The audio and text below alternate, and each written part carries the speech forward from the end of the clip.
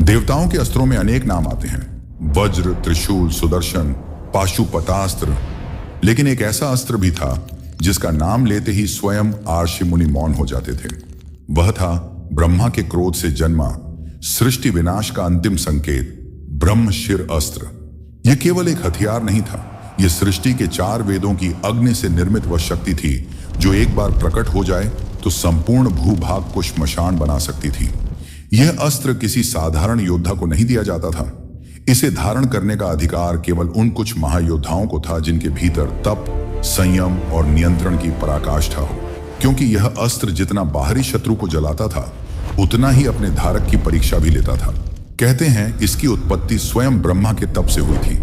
जब सृष्टि के प्रारंभिक युगों में अधर्म की एक ऐसी लहर उठी जिसने तीनों लोकों को हिला दिया, तब ब्रह्मा ने अपने 4 मुखों से 4 अग्नियां प्रकट की। वे अग्नियां अलग अलग दिशाओं में नहीं गईं, बल्कि एक बिंदु पर आकर मिल गईं। उस संगम से उत्पन्न हुई एक ऐसी ज्वाला जो न सूर्य थी, न अग्नि, न वज्र, वह कुछ और थी। वह चेतावनी थी, वह अंतिम दंड था। उसी ज्वाला को ब्रह्मशिर कहा गया। ब्रह्मा के 4 शिरों की संयुक्त ज्वाला। युग बीतते गए, यह अस्त्र किसी को नहीं दिया गया, क्योंकि इसका अर्थ था संपूर्ण भूभाग का विनाश। एक नगर नहीं, एक सेना नहीं, बल्कि पीढ़ियों का अंत। किंतु द्वापर युग में परिस्थितियां बदलने लगीं। जब धरती का संतुलन डगमगाने लगा, जब क्षत्रियों का अहंकार अपने चरम पर पहुंच गया, तब कुछ गुरुओं ने अपने शिष्यों को वह ज्ञान देना आरंभ किया जिसे वे स्वयं भी पूर्णतः उपयोग करने से डरते थे। महान गुरु द्रोणाचार्य, वही द्रोण जिन्होंने कुरु वंश के राजकुमारों को शस्त्र विद्या सिखाई, वही द्रोण जिन्हें ब्रह्मास्त्र का ज्ञान प्राप्त था, और वही द्रोण जिन्होंने अत्यंत सीमित परिस्थिति में ब्रह्मशिर अस्त्र की विधि भी सीखी थी। किंतु उन्होंने यह अस्त्र सभी को नहीं दिया, केवल 2 को। एक अर्जुन, दूसरा अश्वत्थामा। अर्जुन पांडवों में तृतीय, गांडीवधारी, श्री कृष्ण के सखा, जिनका मन संयमित था, जिनके भीतर अनुशासन था, जिन्होंने तप किया था। और अश्वत्थामा द्रोण का पुत्र, जन्म से ही मणि धारण किए हुए, जन्म से ही असाधारण, किंतु भीतर कहीं एक अग्नि, एक तीक्ष्णता, एक आक्रोश जो समय के साथ बढ़ता गया। द्रोण ने दोनों को यह ज्ञान देते समय चेतावनी दी थी, यह अस्त्र अंतिम उपाय है। इसे केवल तब प्रयोग करना जब सृष्टि संतुलन से बाहर हो जाए। इसे साधारण युद्ध में उपयोग करना पाप होगा, क्योंकि ब्रह्मशिर अस्त्र केवल शत्रु को नहीं मारता, वह भूमि को बांझ कर देता है, वह जल को विष बना देता है, वह आकाश को धुएं से भर देता है।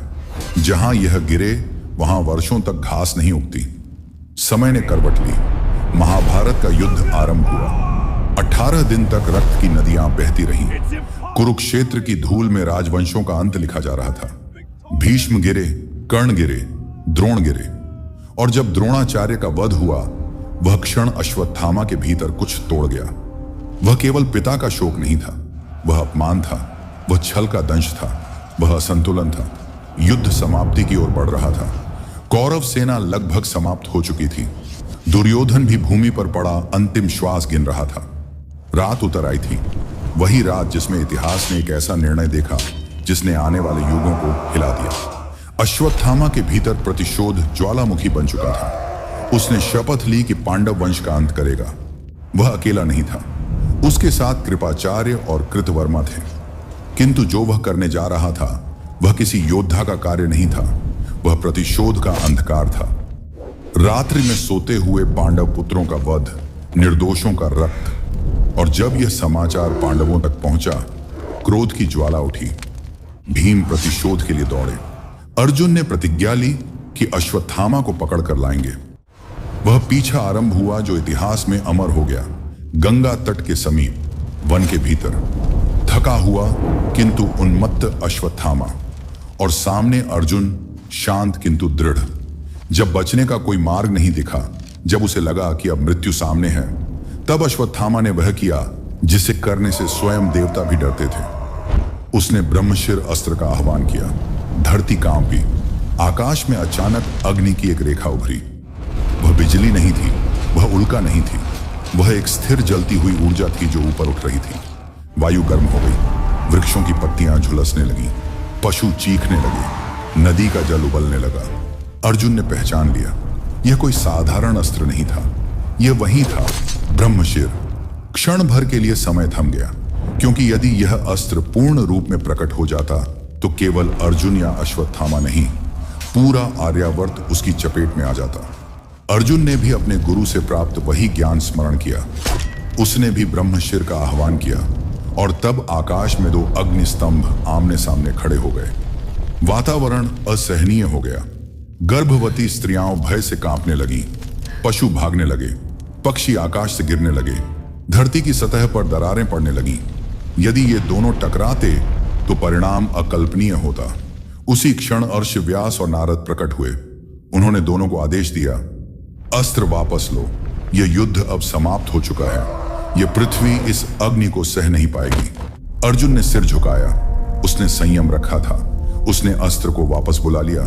उसकी अग्नि शांत हो गई, वह ऊर्जा विलीन हो गई। लेकिन अश्वत्थामा, वह अस्त्र वापस लेना नहीं जानता था, क्योंकि अस्त्र चलाना आसान है, उसे रोकना कठिन।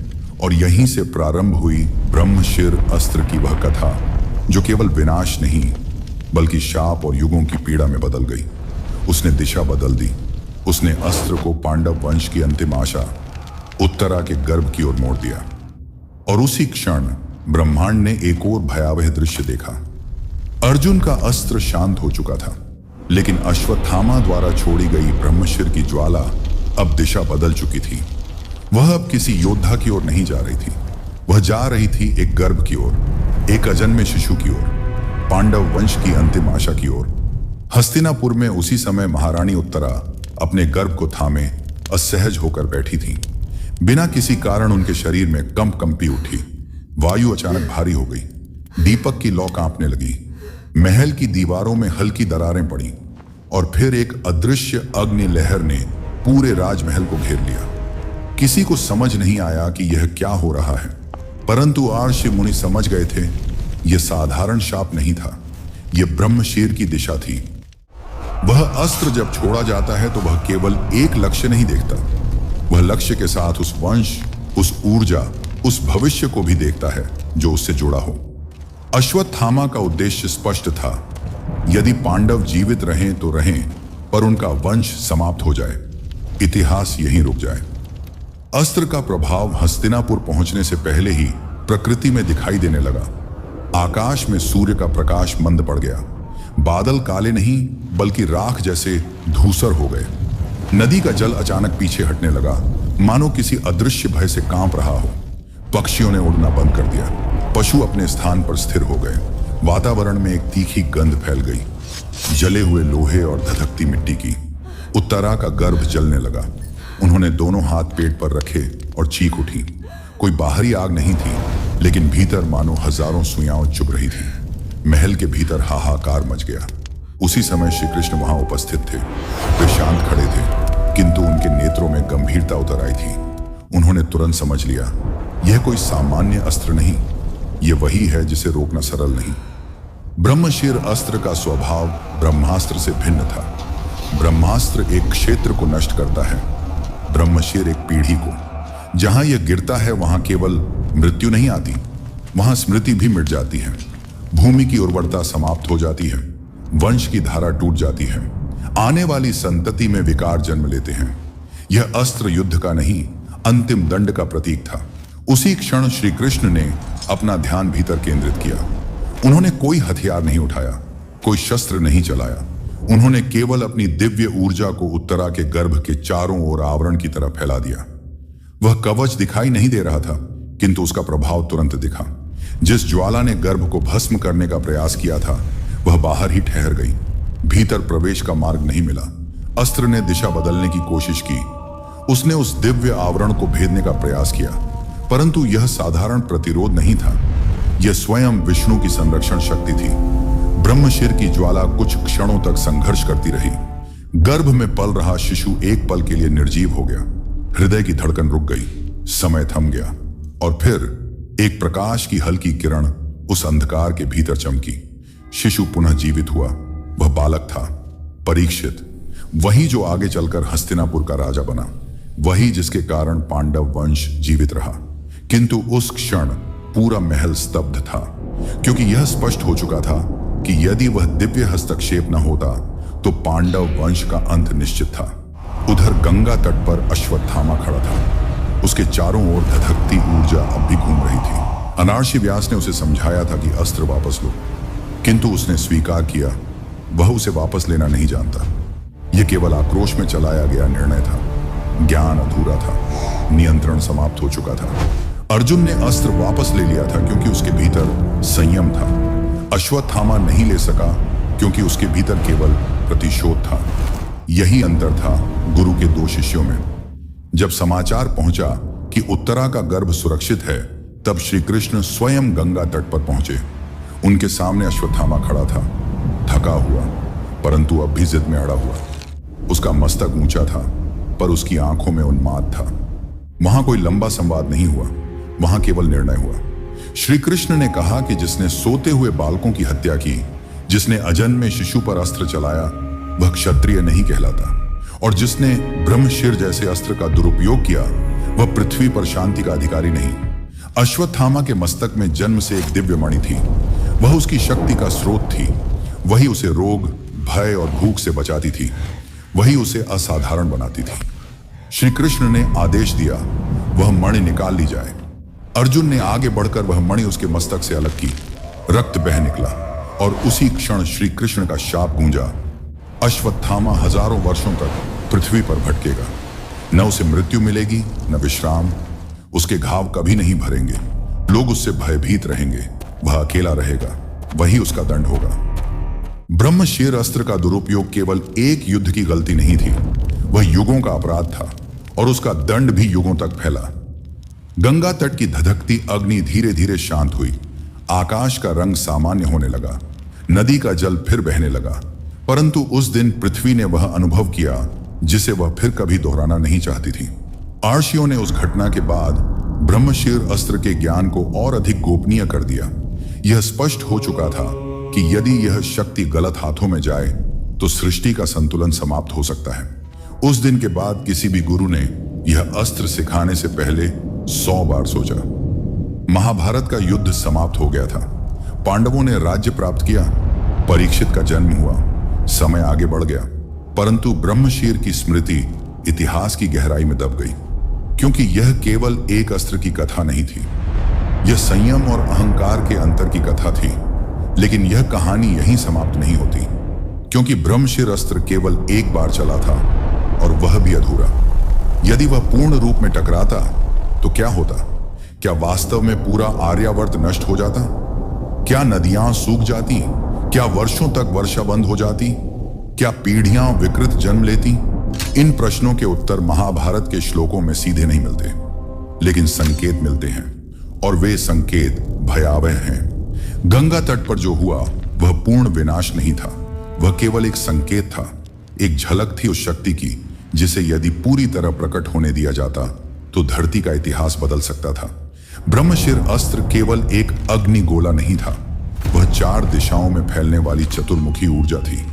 यही कारण था कि उसे ब्रह्मास्त्र से भी 4 गुना अधिक घातक कहा गया। जहां ब्रह्मास्त्र एक क्षेत्र को जलाता है, वहां ब्रह्मशिर चारों दिशाओं में फैलकर भूमि, जल, वायु और आकाश चारों तत्वों को विकृत कर देता है। महर्षि व्यास ने उस दिन जो चेतावनी दी थी वह साधारण नहीं थी। उन्होंने कहा था कि यदि ये दोनों अस्त्र आपस में टकरा गए तो पृथ्वी कई वर्षों तक वर्षा से वंचित हो जाएगी। वृक्ष सूख जाएंगे, पशु मर जाएंगे, स्त्रियां बांझ हो जाएंगी, संतति दुर्बल जन्म लेगी। यह केवल तत्काल विनाश नहीं था, यह आने वाले युगों पर छाया हुआ शाप था। कल्पना कीजिए उस क्षण की जब आकाश में 2 अग्नि स्तंभ आमने सामने खड़े थे। यदि अर्जुन ने संयम न रखा होता, यदि व्यास और नारद समय पर न आते, तो दोनों ऊर्जा स्तंभ टकराते। टकराव का अर्थ होता विस्फोट नहीं बल्कि फैलाव। 4 दिशाओं में अग्नि रेखाएं दौड़ पड़ती। कुरुक्षेत्र से लेकर हिमालय तक भूमि तप्त हो जाती। गंगा और यमुना का जल उबल उठता। धूल का एक ऐसा गुब्बार उठता जो सूर्य को महीनों तक ढक देता। आकाश रक्तिम नहीं धूसर हो जाता। दिन और रात का अंतर मिट जाता। ब्रह्मशिर अस्त्र की सबसे भयावह विशेषता थी उसका दीर्घकालिक प्रभाव। जहां वह गिरता वहां मिट्टी की ऊपरी परत जल जाती। बीज अंकुरित नहीं होते। वर्षों तक वर्षा भी उस भूमि को पुनर्जीवित नहीं कर पाती। यह अस्त्र युद्ध जीतने के लिए नहीं, शत्रु की पीढ़ी मिटाने के लिए बनाया गया था। यही कारण था कि गुरु द्रोण ने इसे केवल 2 शिष्यों को सिखाया और साथ में कठोर शर्त भी दी थी कि बिना अंतिम आवश्यकता के इसका प्रयोग नहीं होगा। अर्जुन ने वह शर्त निभाई, अश्वत्थामा ने नहीं। महाभारत के युद्ध में अनेक अस्त्र चले, नारायणास्त्र, अग्नेयास्त्र, वायव्यास्त्र, लेकिन ब्रह्मशिर का नाम लेते ही देवता भी सतर्क हो जाते थे, क्योंकि यह अस्त्र केवल भौतिक नहीं था, यह मंत्रबद्ध ऊर्जा थी। इसका उच्चारण ही धरती की धड़कन को प्रभावित कर सकता था। इसे साधने के लिए तप, शुद्धता और मानसिक स्थिरता अनिवार्य थी। यदि धारक का मन विचलित हो तो अस्त्र अनियंत्रित हो सकता था, जैसा कि अश्वत्थामा के साथ हुआ। इतिहास में यह एकमात्र अवसर था जब 2 ब्रह्मशेर आमने सामने आए, और यह भी संयोग था कि उनमें से एक वापस ले लिया गया। अर्जुन के संयम ने पृथ्वी को बचा लिया, लेकिन उस दिन प्रकृति ने जो प्रतिक्रिया दी वह बताती है कि शक्ति कितनी विशाल थी। नदी का जल उबलना, पशुओं का भागना, गर्भ का जलना, ये केवल प्रारंभिक संकेत थे। कई विद्वान मानते हैं कि ब्रह्मशेर अस्त्र का वर्णन प्रतीकात्मक नहीं था, वह वास्तव में ऐसी ऊर्जा का संकेत था जो भूमि को दीर्घकालिक रूप से अनुपजाऊ बना सकती थी। महाभारत के कुछ अंशों में उल्लेख है कि जहां ब्रह्मास्त्र गिरा था वहां वर्षों तक वर्षा नहीं हुई। यदि ब्रह्मशिर पूर्ण रूप में प्रकट होता तो यह प्रभाव कई गुना बढ़ जाता। यही कारण था कि ऋषियों ने उसके ज्ञान को लगभग लुप्त कर दिया। युद्ध समाप्ति के बाद जब पांडव हिमालय की ओर प्रस्थान कर रहे थे, तब भी यह स्मृति उनके साथ थी कि एक क्षण के लिए पृथ्वी विनाश के कगार पर आ खड़ी हुई थी। अर्जुन जानते थे कि यदि उन्होंने उस दिन अस्त्र वापस न लिया होता तो उनका अपना वंश भी न बचता। संयम ने उन्हें महान बनाया, और वही संयम ब्रह्मशिर की वास्तविक परीक्षा थी। दूसरी ओर अश्वत्थामा का जीवन शाप में बदल गया। उसके मस्तक से मणि निकल चुकी थी, घाव कभी नहीं भरते थे, वह पृथ्वी पर भटकता रहा। किंतु उससे भी बड़ा दंड था उसका नाम उस अस्त्र से जुड़ जाना जिसने लगभग सृष्टि को जला दिया था। वह ब्रह्मशिर का धारक था, परंतु उसका नियंत्रक नहीं। समय बीतता गया, द्वापर समाप्त हुआ, कलयुग प्रारंभ हुआ, राजवंश बदले, नगर बदले, परंतु ब्रह्मशिर अस्त्र का ज्ञान फिर कभी सार्वजनिक रूप से सामने नहीं आया। कहा जाता है कि कुछ अत्यंत गोपनीय आश्रमों में उसके मंत्र सुरक्षित रखे गए, पर उन्हें सिखाने की परंपरा समाप्त कर दी गई, क्योंकि यह स्पष्ट हो चुका था कि मनुष्य का अहंकार उसकी शक्ति से बड़ा हो सकता है।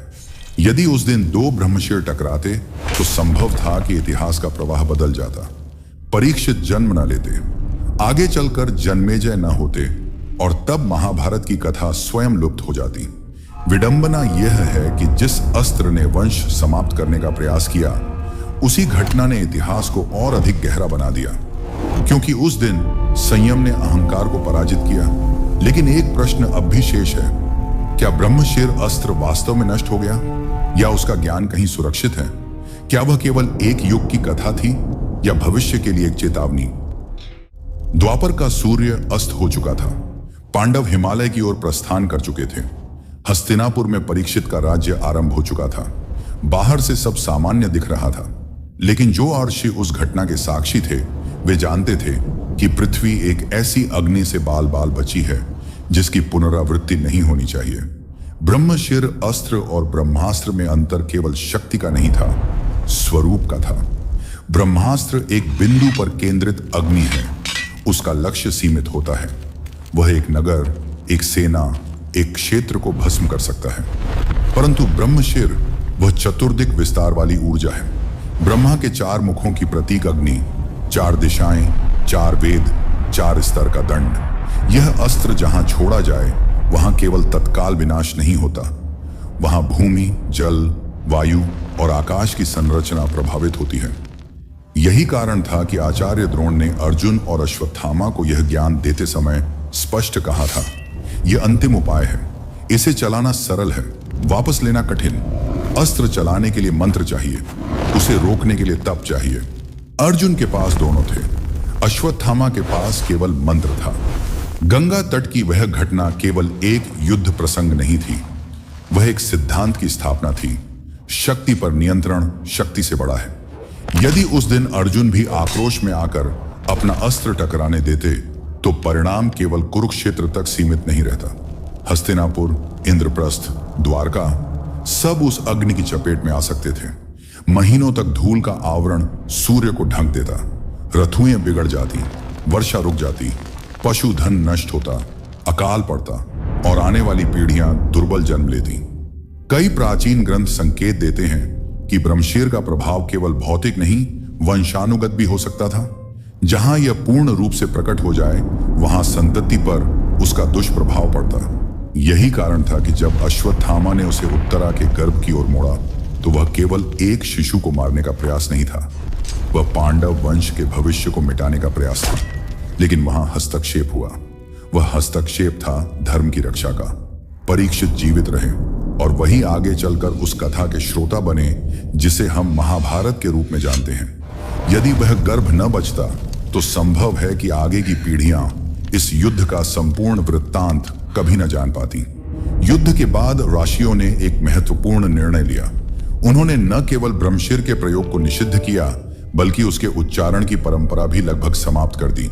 ज्ञान को लिपिबद्ध नहीं किया गया, उसे मौखिक परंपरा तक सीमित रखा गया और धीरे धीरे वह परंपरा भी विरल होती गई, क्योंकि यह स्पष्ट हो चुका था, मनुष्य का क्रोध यदि इस शक्ति तक पहुंच गया तो पृथ्वी बार बार बच नहीं पाएगी। अश्वत्थामा का शाप भी उसी निर्णय का भाग था।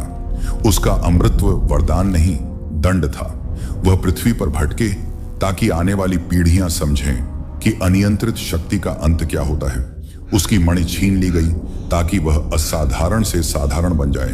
उसका घाव कभी न भरे ताकि वह हर क्षण उस निर्णय की पीड़ा महसूस करे। और ब्रह्मशिर, वह अस्त्र फिर कभी प्रकट नहीं हुआ, न किसी युद्ध में, न किसी राजा के हाथों। कलयुग में जब जब विनाशकारी शक्तियां बनी, लोगों ने उन्हें ब्रह्मास्त्र कहा, परंतु ब्रह्मशिर का नाम शायद ही लिया गया, क्योंकि उसका नाम ही चेतावनी था।